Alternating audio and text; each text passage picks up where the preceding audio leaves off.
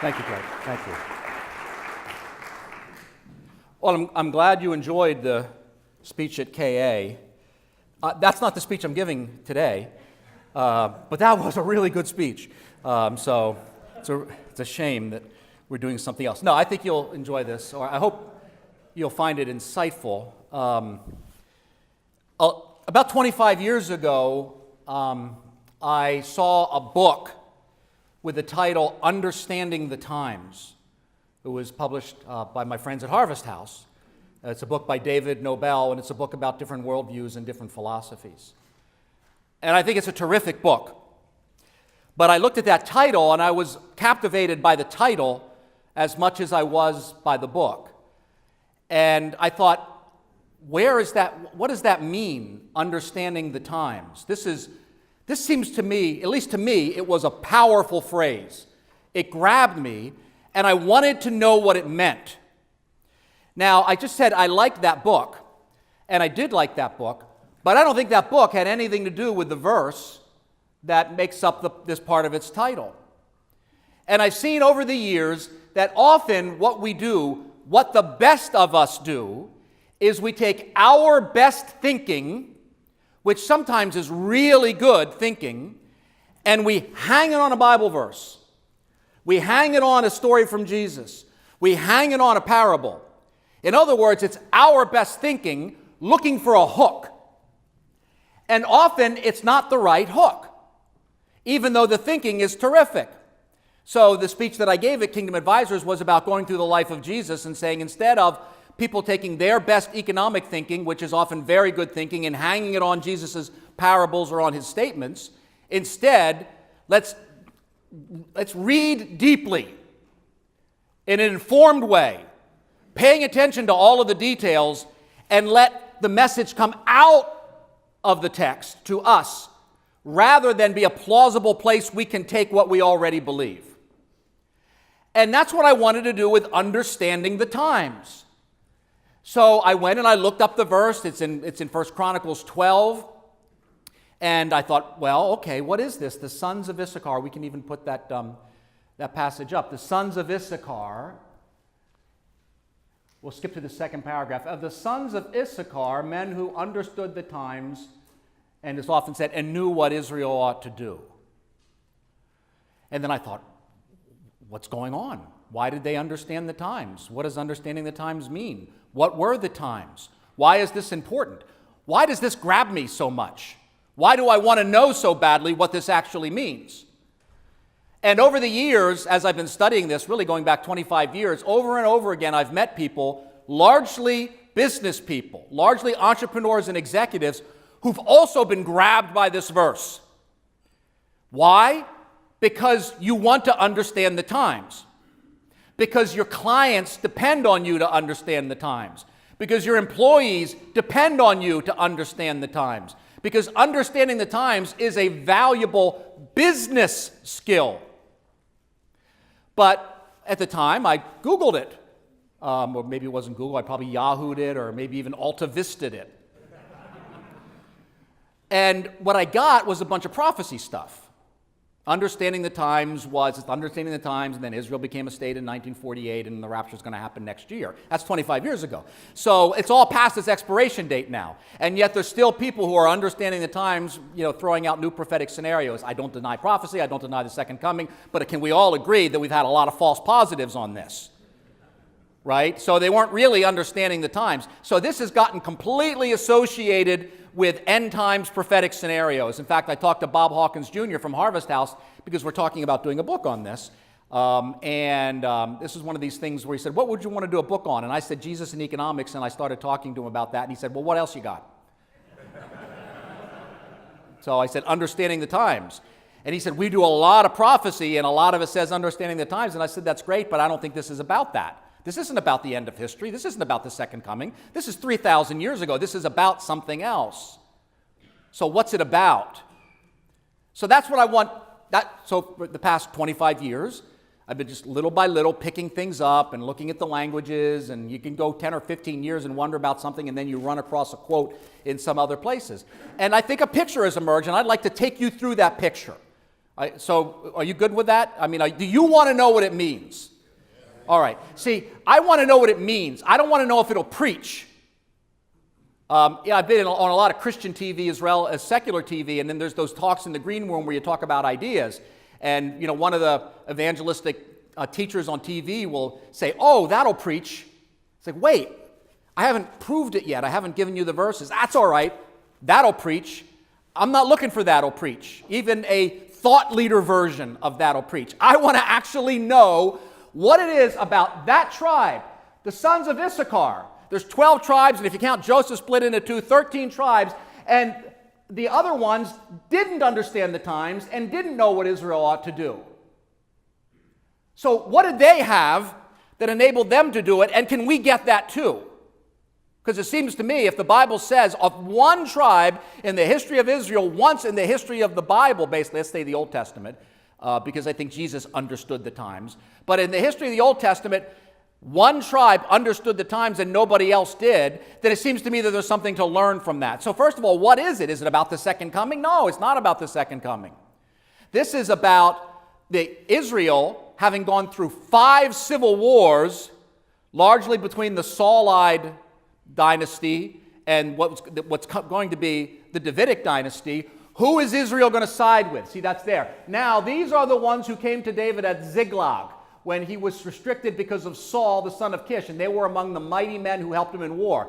And then of Reuben, of Judah, and we go on and on until we get of the sons of Issachar, men who understood the times with knowledge of what Israel should do. So the issue was not the end of history. In some sense, it was the beginning of history. The true beginning of the Davidic monarchy, which leads to Christ and actually leads to a renewed world. They knew when the tribes were divided that the future was with David. It was not with Saul. Saul was a side issue. Saul was a distraction. Saul was a problem, and his role in providence was to show the problems of a king like the other nations, partly to prepare Israel for David, but the nation is divided, and at a crucial moment, Issachar says, David. And then, let's keep going with the text, and then they fall into line. Zebulun. There were 50,000 who went out in the army who could draw up in battle formation with all the kinds of weapons of war and help David with an undivided heart. And then of Naphtali, and we keep going on down to Benjamin. So what do those words mean? Because it wasn't written in English, it wasn't written in King James, it wasn't even written in New American Standard English, which I'm quoting. It was written in Hebrew, and we can get some ideas about what's going on with the Hebrew by reading. There are ancient translations there's one in Greek called the Septuagint. You don't have to remember Septuagint, but there is a translation from the Greek that's before the translation from Hebrew to Greek. So we can look at that and think, well, these rabbis who were told to translate the Old Testament, they just called it the Bible then, would translate the Bible from Hebrew into Greek. They're smart. They knew a lot about the Hebrew of the time, so when they choose a certain Greek word to translate it, that gives us some sense of what's going on. Now, I'm gonna not hit the language stuff hard here. The language stuff is here so that you know that I'm not winging it. And there's a lot of winging it sometimes, especially with biblical languages, right? I'm not winging it. I'll send a PDF to anyone who wants, like, more detailed, like all the lexical entries and everything. But this is not going to be in the area of proof of concept, because that's a much more boring speech than explanation of concept. But let's at least get some idea. What do the words mean? Let's look at, kind of a key word here is understanding. So, it's interesting, the same word is used by Solomon when God said, you're going to be king, what do you want from me? And, I've always heard that Solomon asked for wisdom, but that's not what it says. It says he asked for discernment or understanding. Banah is the Hebrew word. It's different than the word for wisdom, chokmah. He asked for banah. The same thing that Issachar used to choose his father as king. So we've got some continuity going. So what is that? Banah, understand, binah, insight, perceptive words in the Hebrew. Let's keep going. Now, remember I told you about that Greek translation, the Septuagint? Sunison is the Greek word that they used. To bring together, strictly sending together, union as of two rivers. Also, it's a natural intellectual faculty of comprehension, understanding, intelligence. But here, before it was anything about understanding, it was about rivers coming together. I live in Pittsburgh, 3 rivers, 2 come together and form a 3rd river. There is a kind of thinking where 2 rivers come together and form a 3rd river. It's not so much analytical thinking, it's not heavy on knowledge. It's synthesis, insight, connection. You take something from the world of this and something from the world of that, something from the world of the Bible, something from the world of finance, because you're financial professionals, and you bring them together, and you've got unison, you have understanding, you have a new connection that hasn't been made before. The faculty of doing that is the faculty of what Issachar had. Issachar had a kind of thinking, Banah, unison, of making connections, looking at the world in new ways, making things come together that really did belong together, but for some reason, because we're in different tribes or different professions, they never came together before. And don't fool yourself, we're in tribes too. Yes, there's Issachar and Zebulun and there's Reuben and, they're all tribalized. We're tribalized too. We're religiously tribalized, we're politically tribalized, and even in our tribe we're tribalized. So there's the pastor tribe, and there's the financial advisor tribe, and there's the Christian entrepreneur tribe, and there's the theologian, seminary professor, university tribe. Even our tribe has different tribes. And to the degree that we become more tribalized, to that degree we won't have unison. We won't be able to connect different things. And it's really interesting because in the Greek, the unison is bringing together, but in Hebrew, I just talked to a friend of mine who's an Israeli linguist, a guy named Isaac Moseson. And he just wrote about this just in God's providence 2 or 3 days ago before coming here. And he pointed out that word banah is so close to the Hebrew word bain, which is between or to distinguish. Like in the creation account, God separates the light, bain, the darkness. God separates the waters above, bain, the waters below. So what he's saying is discernment is the ability to see separate scenarios. You integrate a worldview, the rivers come together, and then the gift that comes out of that is to say, if you do this, this will happen, if you do this, that will happen, to discern different outcomes. Having a unified mind gives you the ability to see the divisions in the world and the divisions in possible scenarios. So this gift of Issachar was the ability to unite their worldview, to have that ability to bring the rivers together so that they could distinguish, in this case, what would happen under Saul's descendants versus what would happen under David. Making sense? Okay, let's keep going. Time. Point in time, lapse of time in the Hebrew. 8. Thayer's Greek lexicon. Kairos. Has anyone ever heard a sermon about Kairos time? Okay. That's what, 5 people? Okay, so in theological circles, this has been beat to death. So I guess I'm not beating it to death. Kairos time has the connotation of not just what time is it? Oh, it's 10 o'clock. It is opportune time, a moment. Let's look at the Kairos, measure of time, suitable season, allotted time.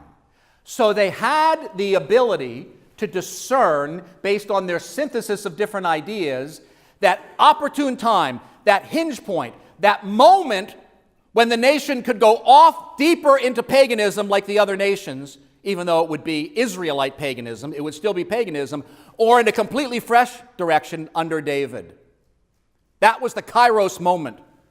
Earlier wouldn't have been right, later wouldn't have been right. Let's keep going. So, how'd they get that?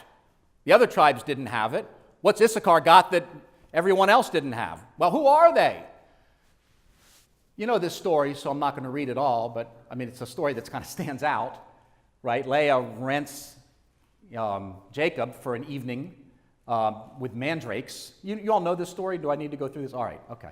So basically, remember Jacob has 2 wives. He has Rachel and Leah, and they're in rivalry with him.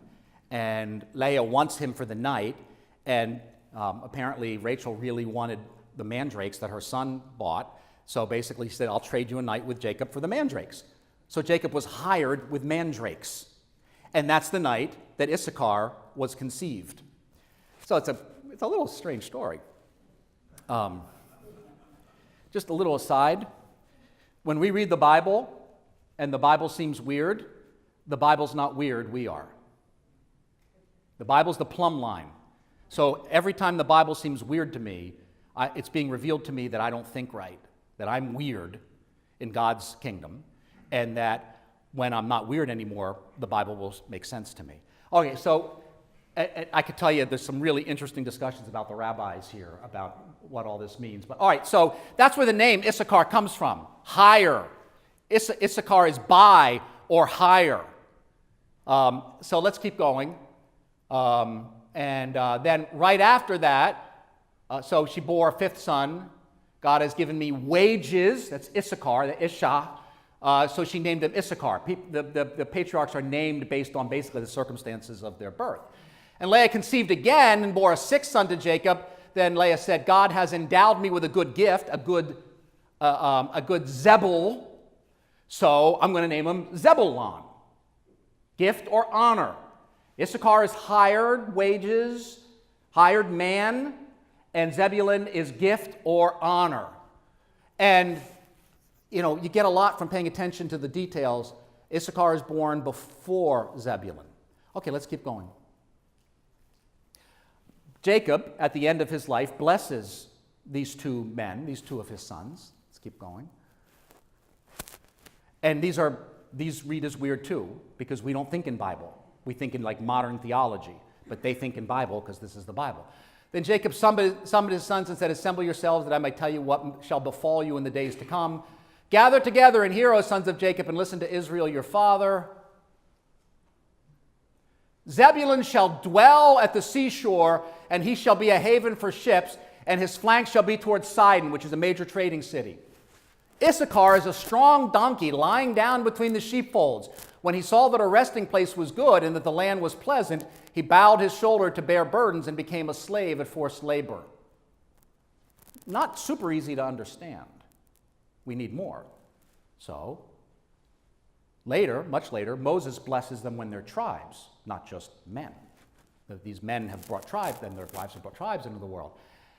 And this is Moses speaking at the end of his life. And of Zebulun, he said, can I just stop? Have you all noticed that in both cases, the blessing of Issachar comes before the blessing of Zebulun? The blessing of Zebulun comes before the blessing of Issachar. All the other blessings are in birth order, except these two are reversed. That's the sort of thing you think, what's going on? Something's going on. Let's come back to it in a bit. All right, so rejoice, Zebulun, and you're going forth, and Issachar in your tents. So you notice there's something interesting here. One blessing for both of them.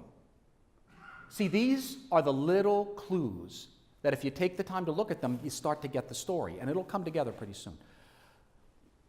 That, at all the other tribes, it's like when the men are blessed separately, and then later Moses blesses them all, and he merges the blessing of Zebulun and Issachar, reverses the birth order, and then merges the blessing. There is not it doesn't say of Zebulun, he says, and of Issachar, he says. Instead, he blesses Zebulun. Rejoice, Zebulun, and you're going forth, and Issachar in your tents. They shall call peoples to the mountain. There they shall offer righteous sacrifices, for they shall draw out of the abundance of the seas and the hidden treasures of the sand. Let's keep going. So that's our textual information. Now let's get a look at the map.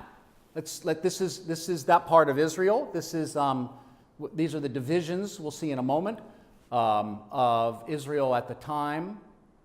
There we go. So this is northern Israel largely, and we see the divisions of the tribes Issachar and Zebulun. You see they're right next to one another.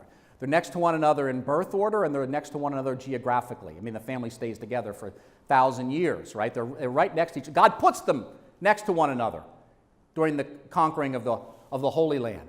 Zebulun goes over to the sea. Bless Zebulun, who goes out to sea, who sucks wealth from the sands of the sea, who calls people to bring their treasures to the holy mountain. Zebulun, well, let's see what the rabbis say. You see where they are. They're right next to one another. One of them is a seafaring nation. Let's keep going.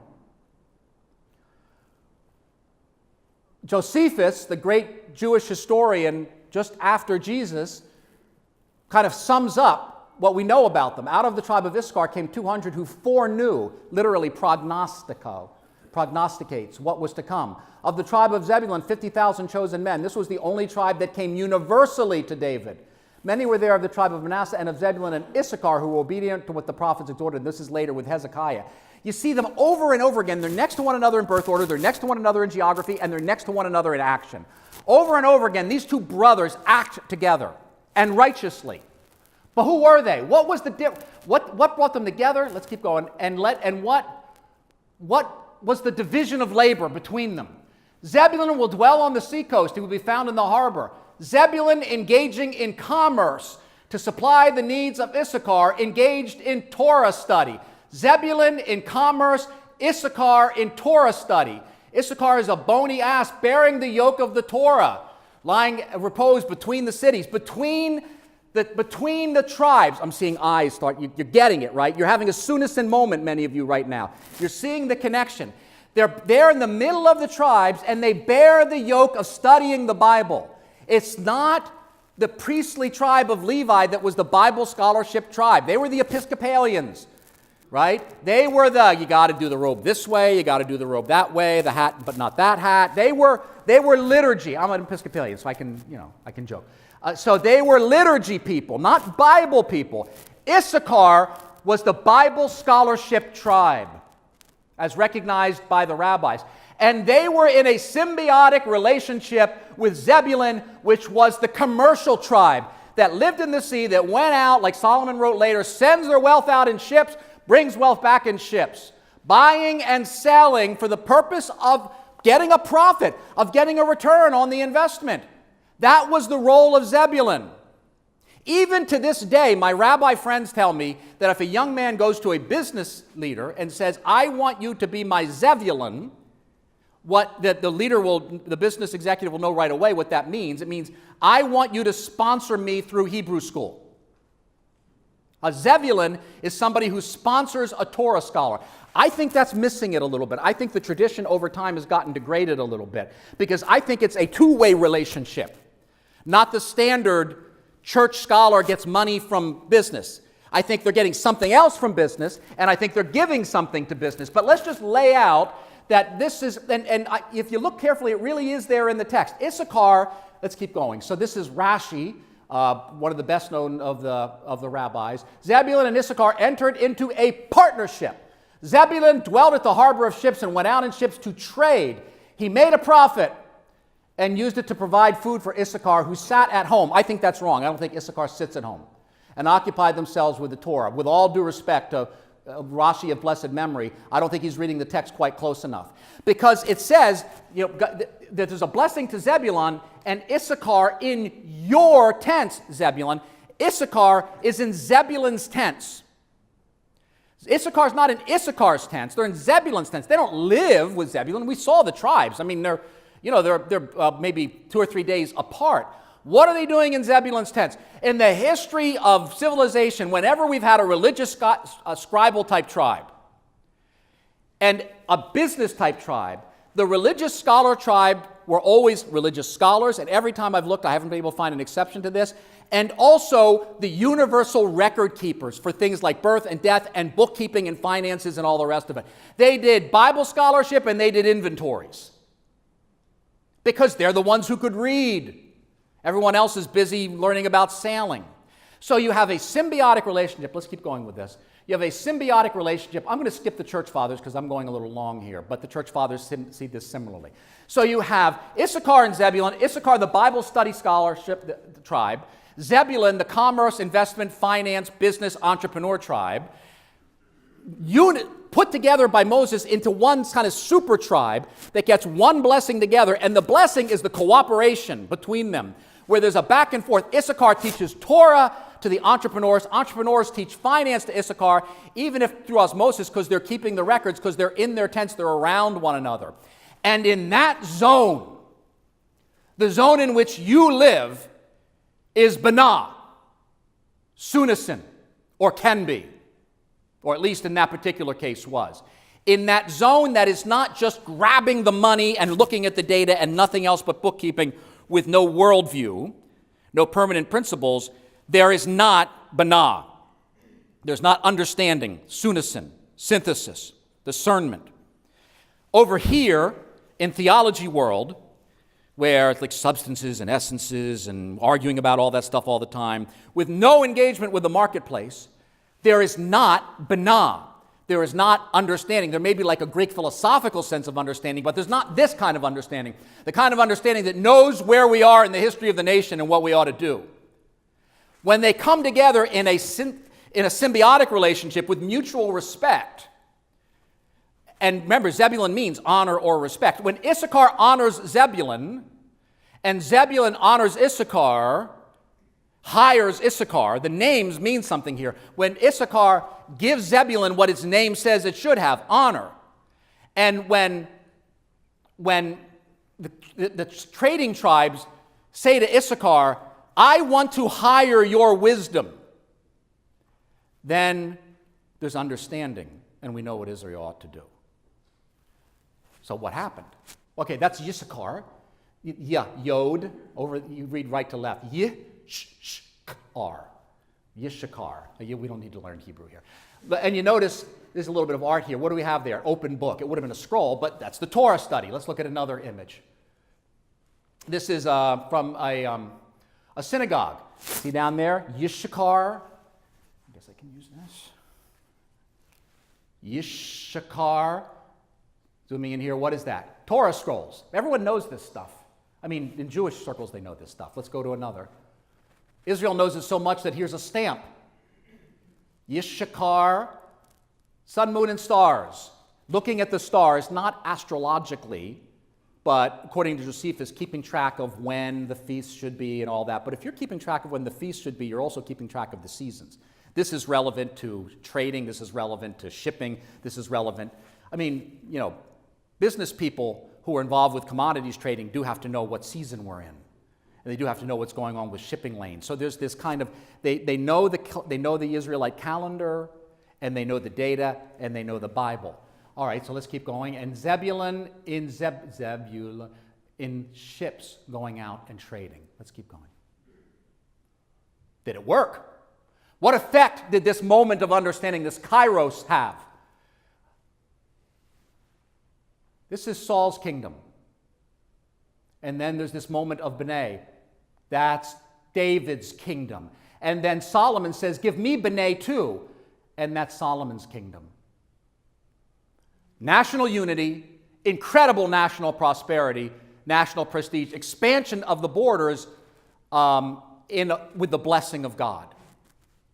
Oh, and then there's Rehoboam's kingdom. Solomon's son doesn't want any Benay. He takes over, talks tough. The people want a tax cut. He said, you're not going to get a tax cut. You're going to get a tax hike. Ignores the older advisors who have Benay, who have understanding, who have discernment, raises taxes, and most of Israel secedes from the Union. And so we see that shrinkage at the end from the lack of Benay, the lack of Sunison. A kairos moment blown. There could have been another great moment in the history where the nations start to stream in. All right, let's keep going here. All right. Now, I'm not quite sure where to go here. Let me see. How am I doing on time? I guess I could look at that. We could take this to Jesus, or we could take it to, when in doubt, take it to Jesus. Okay. Issachar and Zebulun in the life of Jesus. It's relevant. Again, those who heard my speech in Orlando, place names matter, geography matters, and we're so used to skimming over it to get to the main point. But often the main point is in that detail. The main point is in where are you physically, the geography.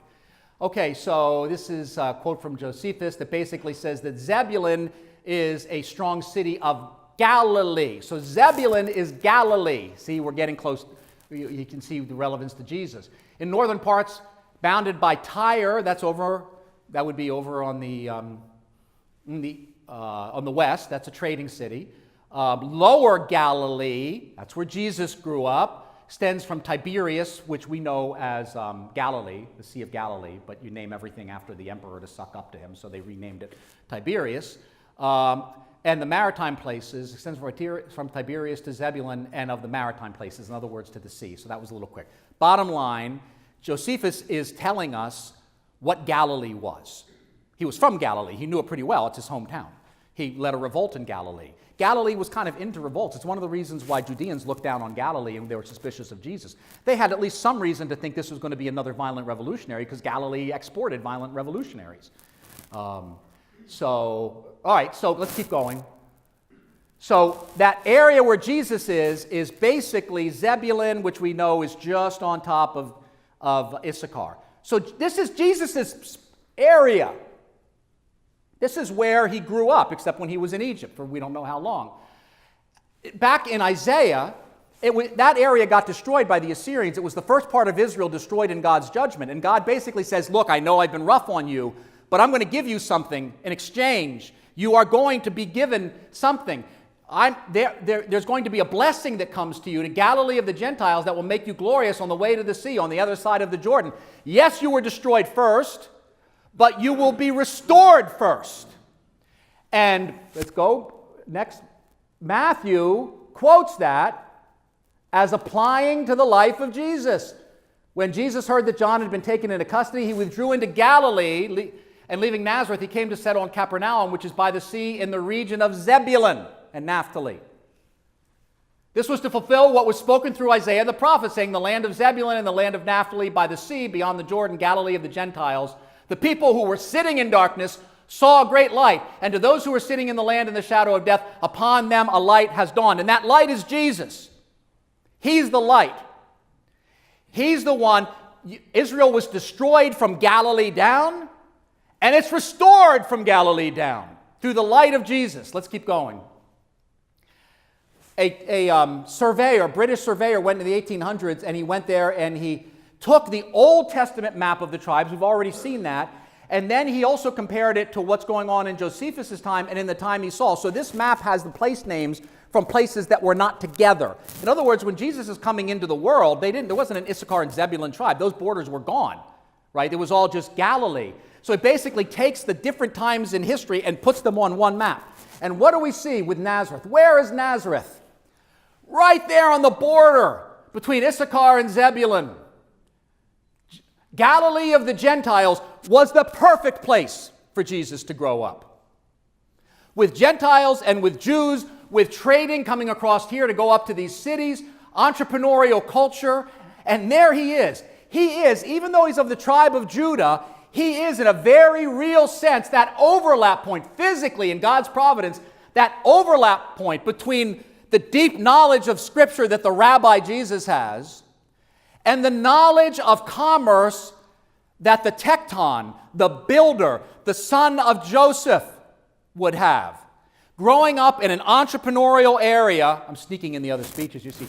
Growing up in an entrepreneurial area, a morning's walk from Sepphoris, the financial center of Galilee, and the center of one of the greatest building booms in the history of the Middle East.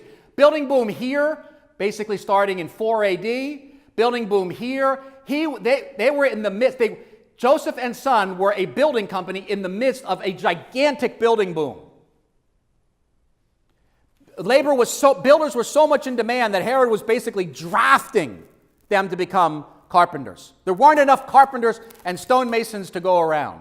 And that is the formation zone. Jesus, all right, let's keep going. Jesus had an Issacharian understanding, and all who heard him were amazed at his understanding and his answers. This is at age 12. Understanding, what is that? What understanding are we talking about? We're talking about, I thought I had put the Greek up there. Sunison, the same word. The same word that Issachar had, the same word that Solomon asked for, that ability to connect different things. Jesus growing up in Galilee of the Gentiles, able to go over the border between Jew and Gentile, able to go over the border between city and country, between Sepphoris and Nazareth, able to go over the border between the ruling class and the peasant class, being in that artisan class, which ancient historians say were brokers or mediators between the classes. Jesus was, in the very real sense, that synthesis of Issachar and Zebulun. And I think if you look through the blessings of Moses to the tribes, actually you see they all apply to Jesus in one way or another. He sums it all up because he is in one man Israel. Theologically, I believe that there was a moment in history when there was only one real Israelite, and he was hanging on a cross. And he was the perfect Israelite. He fulfilled all the best of all the tribes. But I'm focused here on Issachar and Zebulun because you're Zebulun for the most part. There's some Issachars here. You live in that zone. And so what I'm saying to you is that is a zone of insight. That is, if people think it's weird that you work in finance and you work with the Bible, you're not weird, they're weird. Because the only way to understand finance is to have a biblical worldview. And the only way to really deeply understand the Bible is to have some understanding of finance and economics, because a lot of the Bible is about that. And our religious filters have screened that out, so we don't allow ourselves. In fact, we push back, not you, but there are lots of audiences that if I go to and I talk about that, there will be a strong, angry pushback. No! God doesn't care about money. And you hear that sometimes in church world. Actually, you hear two messages. These are the two messages that I've grown up hearing from the world of the church about money. One, it's dirty. Two, give me some.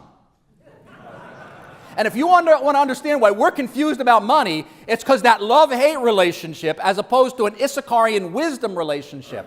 So part of this is what's the take-home. I'm not going to do applications. You do applications. You're Issachar and Zebulun. You do the applications. You're in the right zone. But I'll give you some take-home, which is an emotion, an exhortation.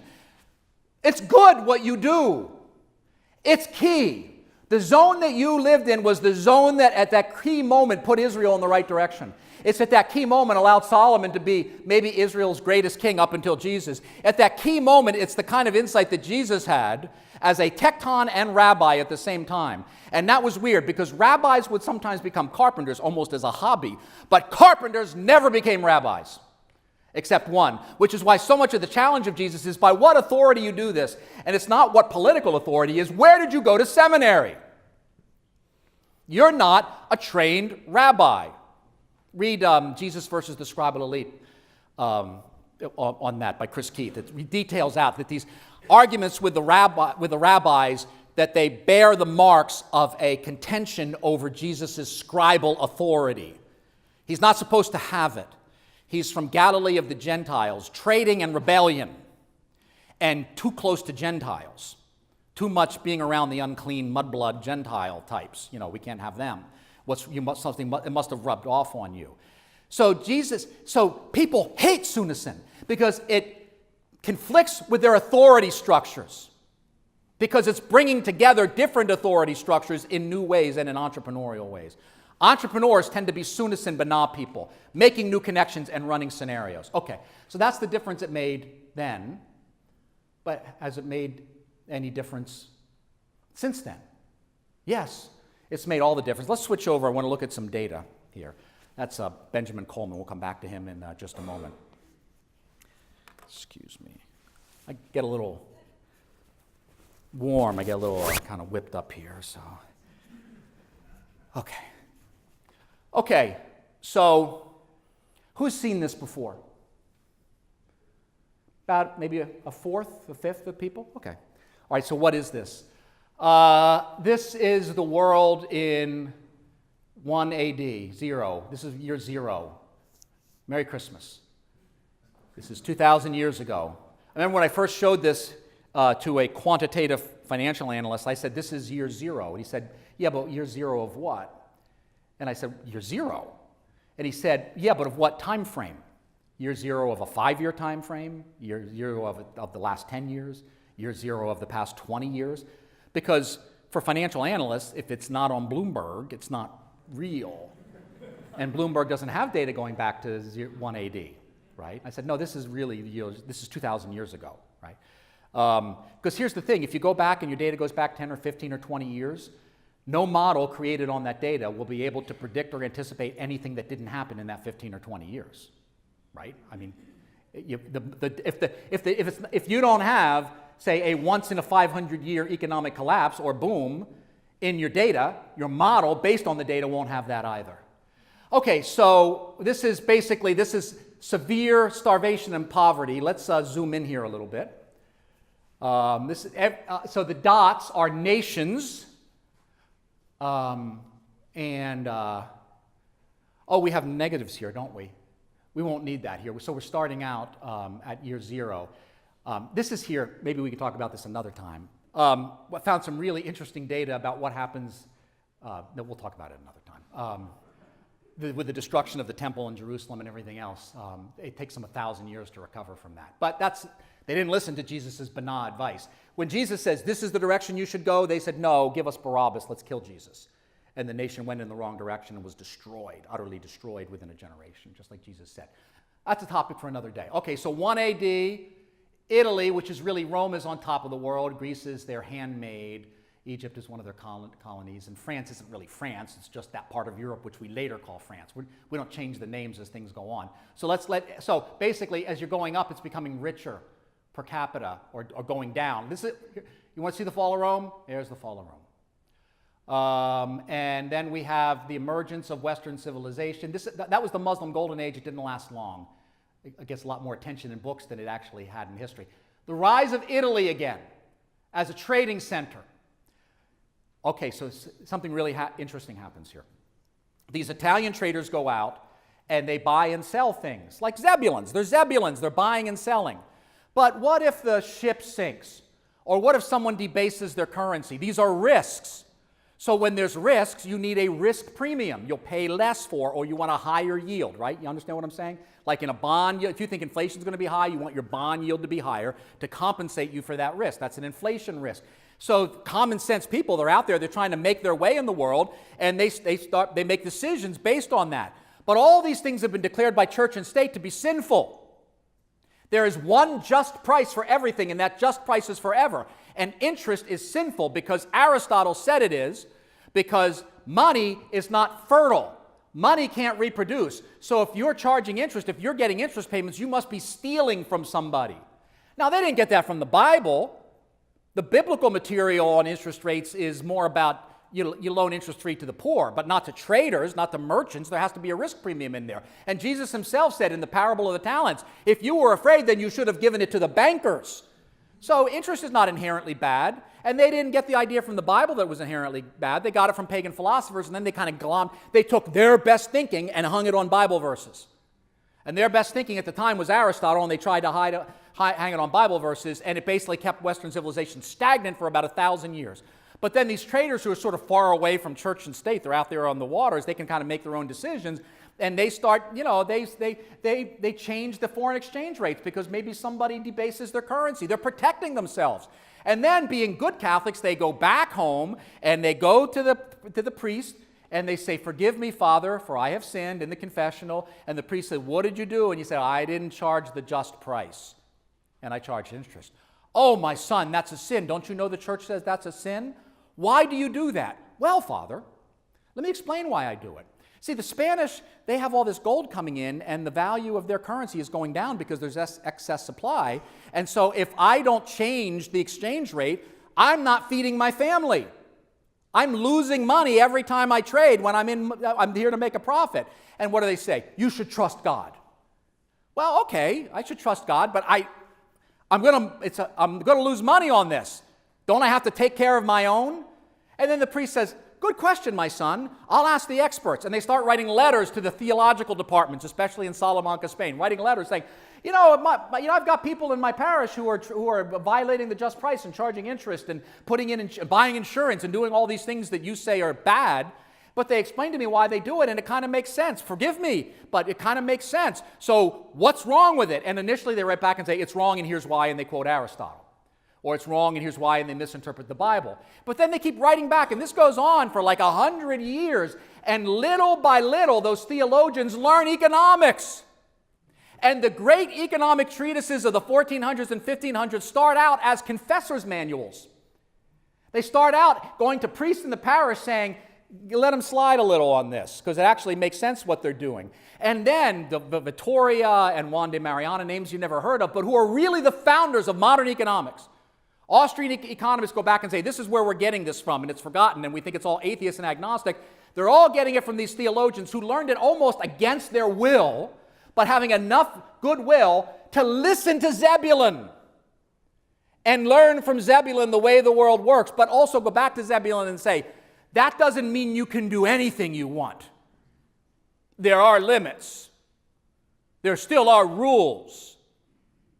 And what happens is, The Spanish theologians say this is the way it should be, and church and state say no.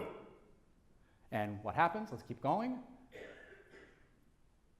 What happens is the ideas go to the Netherlands, where Protestants, literally, people go from Spain to the Netherlands, which was part of the Spanish Empire, and here is the Issacharian moment, where the Netherlands break out from the rest of human history, and then those ideas go over to the United Kingdom. They have an Issacharian moment, which I don't have time to talk about, but you can read about in Deirdre McCloskey's book.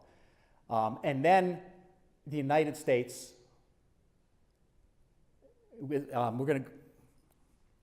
has its own Issacharian moment. In the 1600s, Here, could you explain what the X and Y axis is? I'm sorry, I should have done that. This is how big the economy is altogether. And this is, I think I explained this, GDP per capita is how rich it is per person.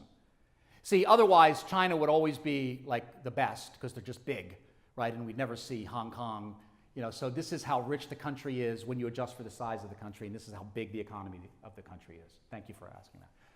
Okay, so Netherlands and then the United States, they break out from the pack. So what happened? I told you what happened in the Netherlands with the Salamanca. So in the United States, it's really interesting. I hope it's all interesting. It's interesting to me. I don't know what's going on with you, but my friend Mark Valeri wrote a book about this called Heavenly Merchandise. He spent 10 years of his life just reading everything the Puritans wrote, sermons and tracts, everything they wrote about economics, including excommunication trials. Because the original Puritans in Boston said that interest is evil and there's a just price. And then there are these merchants going out. They're good Christian men, and they're going out and they're doing all the things that the pastors said they shouldn't do. And the pastors say, you shouldn't do that, didn't you hear? So you're going to be excommunicated. And the merchants, being entrepreneurial types and a little bit ornery, say, do I have a right to a trial? Yes. Do I have a right to a defense? Yes. Okay, let's do it. I'm not accepting the excommunication. So they have the excommunication trials, and these merchants explain to this tribunal of pastors looking dourly down on them, why they do these things, why they have to charge interest, why they have to compensate for risk, why standard business practices, which were seen as theologically wrong, but were standard business practices for a reason. Business, just the way you did business. And what the pastors did is they excommunicated them anyway. But basically from 1600 to basically about 1700, little by little, the pastors learned economics. And they changed their mind, just in time for the American founding.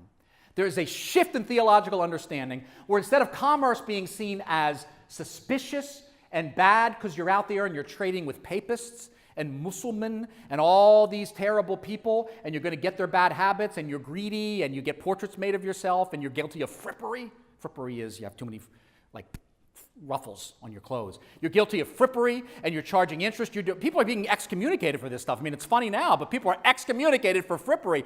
And there's this shift from Cotton Mather to Increase Mather and Jonathan Edwards, where all of a sudden, wait a minute, this glorifies God.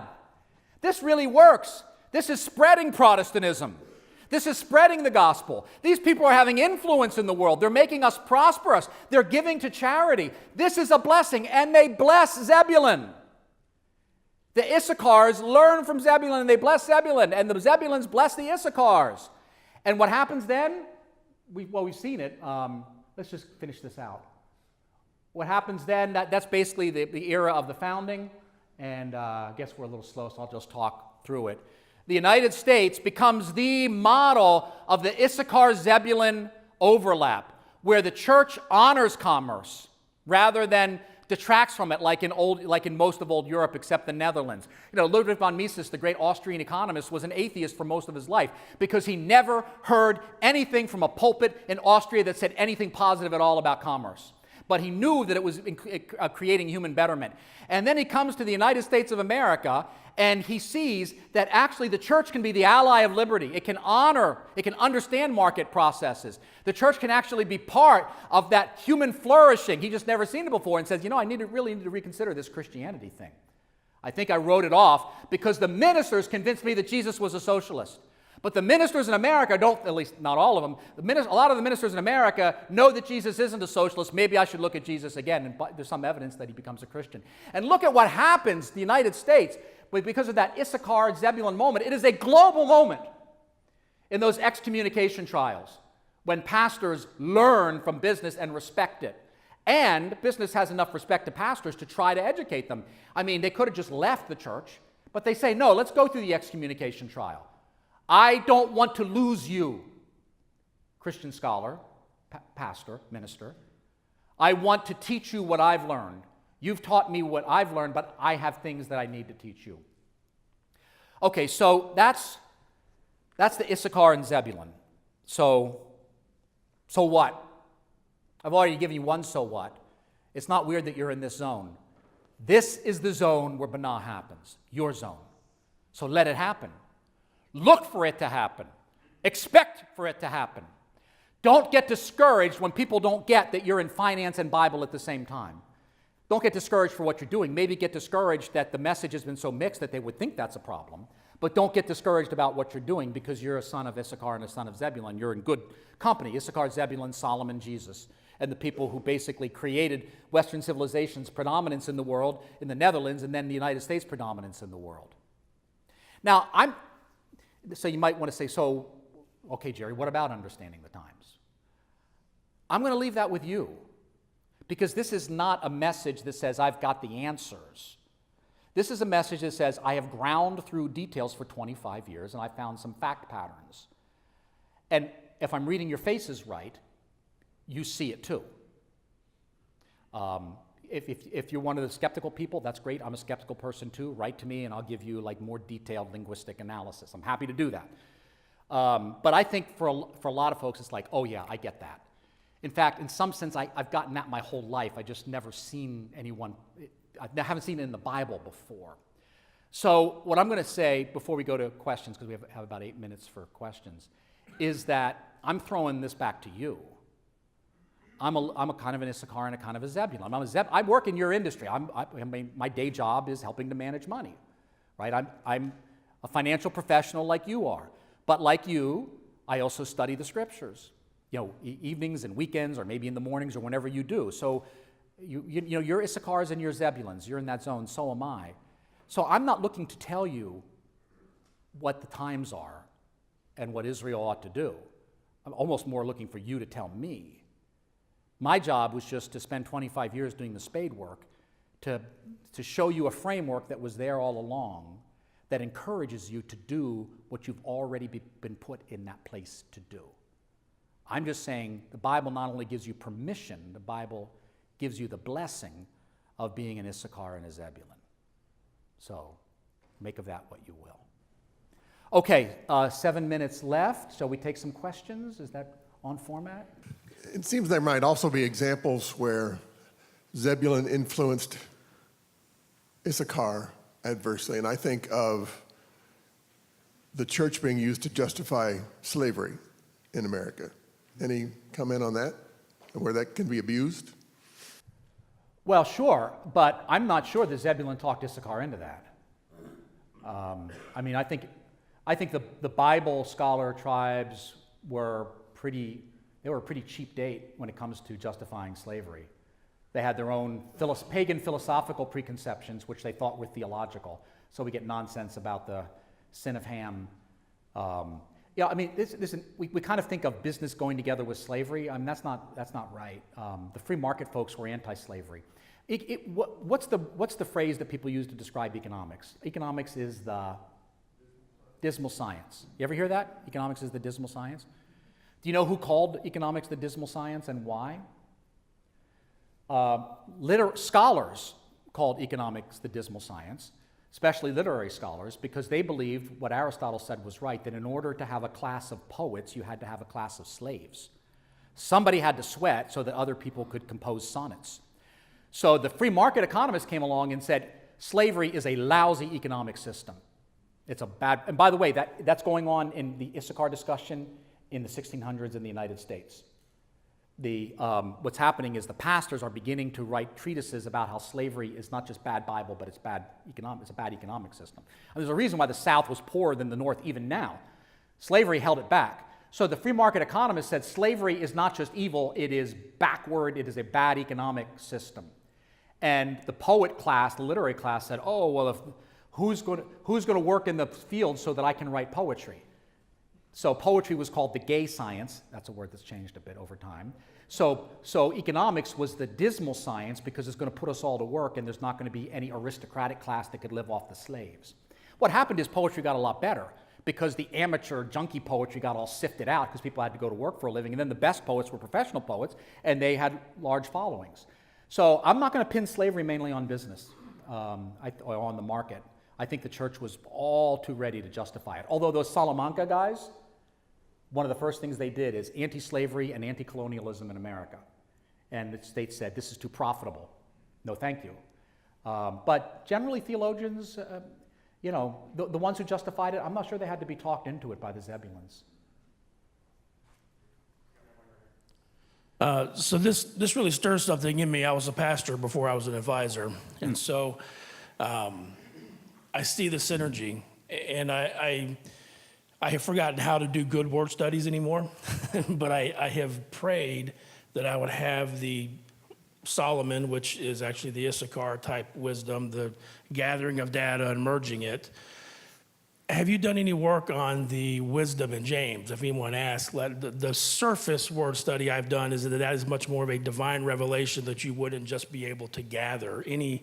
I want both of those in my practice.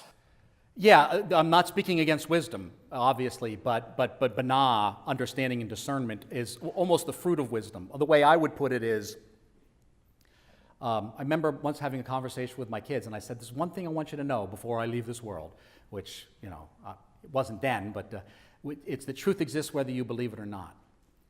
Knowledge is truth that you believe. Wisdom is truth that you believed so long, you automatically act on it. And when it's developed like that, that's discernment or understanding. So wisdom and discernment are closely tied together. Yes, I've done a lot of work on James, largely in the context of Jesus. I think we have to remember James is the episcopoi, he's the overseer of Jerusalem. So I think once we see Jesus and his warfare with the economically exploitative political ruling class in Jerusalem centered on the temple, big sentence, then James, writing 10 or 15 years later, Jesus' younger brother, writing in Jerusalem, I see James as essentially an extension of his older brother Jesus, and in his critique of the economic exploitation. That what the rich young ruler is doing, what Jesus says, do not defraud to the rich young ruler, is exactly the Greek word that James used when he describes what the rich are doing to the poor in Jerusalem.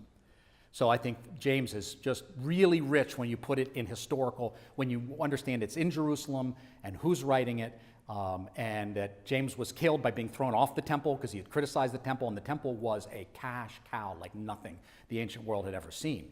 And you see a whole new dimension opens up. So you asked whether I studied James. Yes, specifically on the wisdom question. Personally, that's been an interest of mine. And I think wisdom and that chokmah, wisdom or Sophia in Greek, is closely tied with Binah or Sunasin, but one is downstream from the other. I guess kind of a question for you, I mean, you might have more questions and that's fine. I think with a message like this, it either clicks or it doesn't.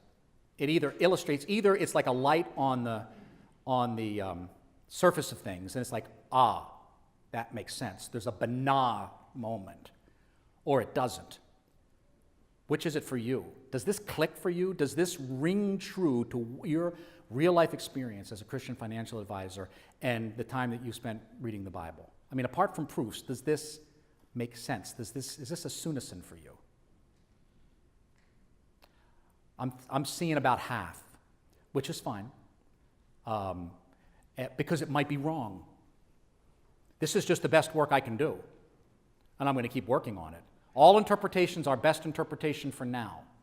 If someone can come along and say something completely different is going on between Issachar and Zebulun and an understanding of the times, and here I'm going to give you something that fits more of the text, I'll take it and I'll throw this out. Even though I've really come to like this, this is a central part of my life, I'll let it go because I really want to know what it means. I don't want to know if it'll preach. I don't want to know if I can package it and monetize it. I want to know if it's true. And I think for a lot of people in this room, I'm seeing that it rings true to you.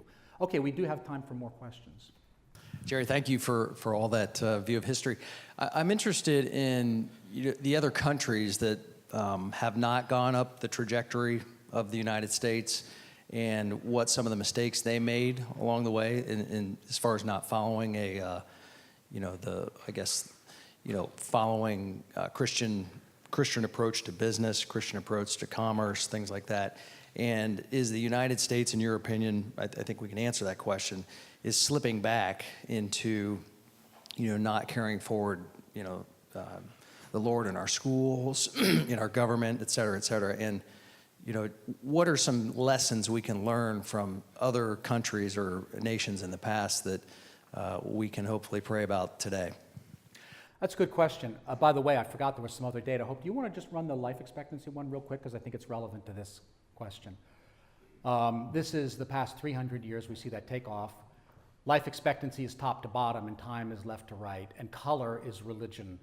Red is Protestant, pink is Catholic, my biases are showing. Orange is Eastern Orthodox, green is Muslim, more data after 1940, and blue is various Eastern religions. And what we see is interesting here is, first of all,